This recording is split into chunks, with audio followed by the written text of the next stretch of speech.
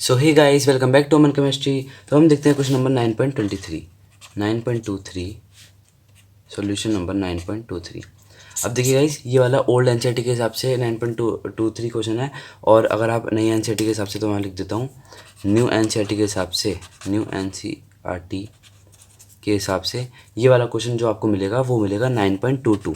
ठीक है, तो इस चीज़ का ध्यान रखना, कंफ्यूज मत होना कि कौन सा क्वेश्चन हो रहा है। ठीक है, न्यू अगर आप पे न्यू एनसीईआरटी है तो आपका क्वेश्चन 9.22 आपको मिल जाएगा। ओल्ड एनसीईआरटी है तो आप ये वाला यूज़ कर सकते हैं। ओके, तो चलिए क्वेश्चन पढ़ते हैं। A card sheet divided into square each of size 1 millimetre square, ठीक है, is being viewed at a distance of 9 centimetre through a magnifying glass. A converging lens of focal length 9 centimetre held close to the eye. So guys, ये वाले जो question में ना एक problem है जो इन्होंने एनसीईआरटी वालों में दे रखा है हमें। फोकल लेंथ 9 सेंटीमीटर और इन्होंने हमें दे रखा है ऑब्जेक्ट डिस्टेंस भी 9 सेंटीमीटर। तो ये तो नहीं हो सकता, ये गलत है, क्वेश्चन में इन्होंने मिस प्रिंटिंग हो गई है। सो यहाँ पे फोकल लेंथ हम 10 सेंटीमीटर ले रहे हैं। ठीक है, 10 सेंटीमीटर के लेके हम सॉल्व करेंगे। सो देखिए, सबसे पहले तो क्वेश्चन समझते ही ये समझ में आ रहा है, पढ़ते ही ये समझ में आ रहा है कि कुछ मैग्नीफाइंग ग्लास है जिससे कि एक शीट को देखा जा रहा है ना। कुछ एक शीट है इस तरीके की, है ना। रफ मैं डायग्राम बनाता हूँ, और जिसको ऐसे कुछ डिवाइड कर रखा है पार्ट्स में, और इसको देखा जा रहा है मैग्नीफाइंग ग्लास की मदद से। तो मैग्नीफाइंग ग्लास को इस तरीके का होता है गाइस हमारा पकड़ने का। सो इस तरीके का हमारा मैग्नीफाइंग ग्लास हो गया। ठीक है, सो इस तरीके का हमारा मैग्नीफाइंग ग्लास हो गया। सो यहाँ इससे इसको देखा जा रहा है, और हमें डाटा गिवन दे रखा है, और हमें ए पार्ट में पूछ रहा है guys, what is the magnification produced by the lens, how much is the area of each square in the virtual image. Okay, so देखिए गाइस, सबसे पहले तो हमसे मैग्निफिकेशन पूछ रहे हैं, ये सब पूछ रहे हैं। तो सबसे पहले क्वेश्चन समझते हैं कि हमें क्या है, एक शीट है, ठीक है, जिसको ऐसे डिवाइड कर रखा है इन्होंने 1 मिलीमीटर के स्क्वायर में।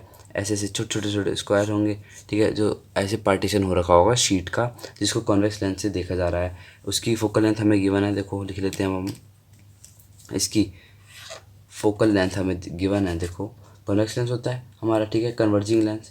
सो हमारी इसकी फोकल लेंथ हो जाएगी 9 सेंटीमीटर, हमें जो गिवन है। ठीक है, और ये जो हमारे को इन्होंने एरिया कट वो कर रखा है, जो ये एरिया है ये है हमारा 1 mm स्क्वायर। ठीक है, 1 मिलीमीटर स्क्वायर। सो हमें निकालना है मैग्नीफिकेशन। तो मैग्नीफिकेशन लेंस के लिए क्या होता है, मैग्नीफिकेशन का फॉर्मूला आपको पता ही है, V/U होता है ना, -V/U। सो V अगर आपको निकालना हो तो कैसे निकालोगे। अब देखो, इस लेंस का आपको F पता है, ठीक है, आपको U eight a distance of 9 centimetre through a magnifying glass. So being viewed at a distance, मतलब ये वाला डिस्टेंस हमें दे रखा है 9 सेंटीमीटर। सो U निकल गया कैसे हमारा 9 सेंटीमीटर, बिल्कुल ठीक है। सो U हमारा आ गया 9 सेंटीमीटर, यहाँ पे हम नेगेटिव में लेंगे। ठीक है, तो अब ध्यान से देखिएगा इस, तो जब हमारा U निकल गया, F निकल गया, और हमें V निकालना है मैग्नीफिकेशन, तो बहुत आराम से निकल जाएगा। ये चीज़ देखते ही आप समझ गए होंगे कि क्या लगेगा, मिरर फॉर्मूला, है ना।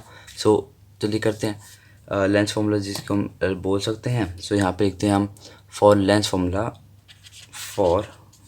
फार्मूला, ठीक है, for lens formula we can say, ठीक है, from lens formula we can say what we can say, कि हमारा U तो हो जाएगा -9 सेंटीमीटर, और ये, सो हम यहाँ पे लिख लेते हैं कुछ 1/f इक्वल्स टू में, आपको दिख रहा है, ठीक है, 1/f इक्वल्स टू 1/v, अब माइनस में 1/u। सो ये कुछ हो जाएगा हमारा, अगर हम देखेंगे, सो 1/10 इक्वल्स में 1/v प्लस 1/9, है ना। सो यहाँ से हमारी V की वैल्यू अगर हम निकालोगे तो हमारी V की वैल्यू आ जाएगी गाइस, कुछ V की वैल्यू आ जाएगी गाइस हमारी -90 सेंटीमीटर। ठीक है, सो हमारी V की वैल्यू आ गई -90 सेंटीमीटर। ठीक है, अब देखिए हमसे मैग्नीफिकेशन पूछ रहा है। सो मैग्नीफिकेशन क्या हो जाएगा, मैग्नीफिकेशन हमारा M का फॉर्मूला हमारा होता है -V, है ना। V अब माइनस आप यहाँ पे निगलेक्ट कर दो, ठीक है, हमें बेसिकली वो बताना है मैग्नीफिकेशन मैग्नीट्यूड। सो यहाँ पे आप क्या करोगे, V हमारा आया है -90, है ना, -90 अपॉन में U था हमारा -9, ठीक है, ये गया ये 10 आ गया, सिंपल सा। सो हमारा मैग्नीफिकेशन आ गया गाइस बेसिकली 10x, ठीक है, 10x हमारा आंसर मैग्नीफिकेशन। अब हमसे इसमें एक और चीज़ पूछ रही है गाइस, ए पार्ट में हमसे इन्होंने पूछा है कि how much is the area of each square in the virtual image. So हमारी जो वर्चुअल इमेज जो हमें दिखेगी उसका एरिया क्या होगा। सो हमारा एरिया आप समझ सकते हो, इसको आप कैसे निकालोगे। आपको एक चीज़ पता है कि हम साइज निकाल सकते थे ना इमेज का, आपने ये वाला फॉर्मूला याद करो, थोड़ा सा याद आएगा आपको। एच ओ होता था अपॉन में एच आई, एक मिनट रखिए, यहाँ पे क्या होता था, एच आई होता था, एच आई अपॉन में H O equal to magnification. So यहाँ से कुछ अगर आप सोचो कि हमसे ये पूछ रहे हैं कि जो वर्चुअल इमेज में हमें जो वर्चुअल इमेज दिखेगी, मान लो मैं आपको दिखाता हूँ, जो वर्चुअल इमेज हमें इस शीट की दिखेगी, ठीक है, इस शीट की हमें जो वर्चुअल इमेज दिखेगी, तो अभी तो मान लो इस शीट में 1 mm² है इसका एरिया, जो कि हमारा ऑब्जेक्ट है, ठीक है, जो कि हमारा ऑब्जेक्ट है। तो जो वर्चुअल इमेज बनेगी, जो इसको कुछ इतनी छोटी सी हमें कुछ दिखेगी ना वर्चुअल इमेज इसकी पूरी शीट की, तो उसके अंदर ये जो छोटे छोटे स्क्वायर हैं, छोटे छोटे स्क्वायर होंगे, उसका एरिया क्या होगा। देख रहे हो कितना डिटेल में पूछ रहा है हमसे ये। सो इसके लिए आप थोड़ा सोचो कि अगर हम इसमें कुछ जोड़ सकें, height of image, height of object जो भी हम निकाल सकें, तो इससे कुछ निकल सकता है हमारा। सो यहाँ पे आप देखो, हमें एरिया ऑफ इमेज निकालने के लिए एरिया ऑफ इमेज निकालेंगे ना, पहले तो हम एरिया निकल जाएगा, ठीक है। सो क्या होगा हमारा एरिया ऑफ इमेज हमारा हो जाएगा गाइस, जो हमारा एम है, एम हमारा एम का स्क्वायर ले लेंगे, ठीक है, इनटू में एरिया ऑफ व्हाट, ऑब्जेक्ट, ठीक है। ये वाली चीज़ हमने एरिया के लिए पुट कर दी, ठीक है, ये वाली चीज़ हमने एरिया के लिए पुट कर दी। अब हम आगे देखते हैं। अब यहाँ पे आप डायरेक्टली पुट कर दो कि क्या आ जाएगा हमारा, इसको अगर आप आगे करोगे सो हमारा आ जाएगा 100 × 1, ठीक है, 100 × 1 mm² करोगे सो कुछ हो जाएगा 100 mm², सो 100 mm², ठीक है। सो ये हमारा होगा बेसिकली एरिया, ठीक है, ये होगा हमारा बेसिकली आंसर हो गया हमारा, ठीक है गाइस। सो ये हमारा होगा बेसिकली एरिया, ठीक है गाइस। सो ये गाइस हमारा जो हमारी इमेज होगी, वर्चुअल इमेज होगी, उसका ये हमारा एरिया आ गया, ठीक है। अब इसका बी पार्ट देखते हैं गाइस। ये हमारा था ए पार्ट, हमने मेंशन नहीं किया, ये हमारा था ए पार्ट, है ना। अब हम देखते हैं इसका बी पार्ट। बी पार्ट में हमसे क्या कह रहा है, what is the angular magnifying power of the lens. देखिए मैंने आपको पहले बताया था, एक क्वेश्चन आया था एंगुलर मैग्नीफिकेशन का। सो एंगुलर मैग्नीफिकेशन में ज़्यादा फर्क नहीं होता है।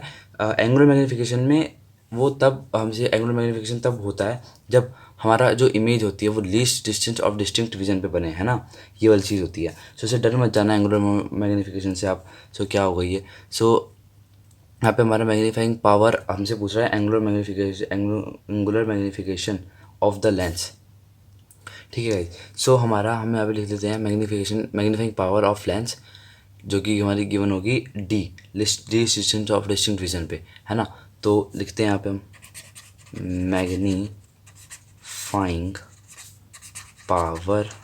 Magnifying power of lens is given जो कि हमारा कुछ हो जाएगा एम, एंगुलर लिख लो यहाँ पे इसको, एम एंगुलर, ठीक है, एंगुलर यहाँ पे एंगुलर मैग्नीफिकेशन दिखा रहा है। सो यहाँ पे D/U, ठीक है, डी हमारा least distance of distinct vision हो गया, 25 हो गया। सो यहाँ पे 25 लिख लेना। यू हमें क्या दे रखा था, यू हमें दे रखा था 9, ठीक है। सो माइनस साइन निगलेक्ट कर दो आप, 9 दे रखा है, सो आप इसको करोगे सो आपका आंसर कुछ हो जाएगा गाइस 2.8 समथिंग, हाँ 2.8 हमारा मैग्नीफिकेशन आ जाएगी एंगुलर मैग्नीफिकेशन, जो हमारा least distance of distinct vision होगा, ठीक है। एंगुलर मैग्नीफिकेशन से बस आप यही है कि हमें बस डी यूज़ करना होता है, least distance of distinct vision, ठीक है। सो ये आ गया भाई हमारा बी पार्ट का आंसर। अब इसका सी पार्ट का आंसर देखते हैं गाइस।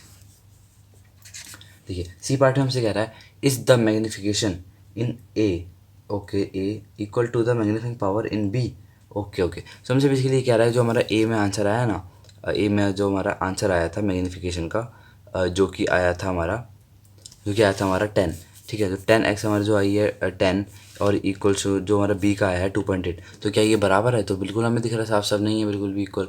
सो यहाँ पे लिख दो नो, ठीक है।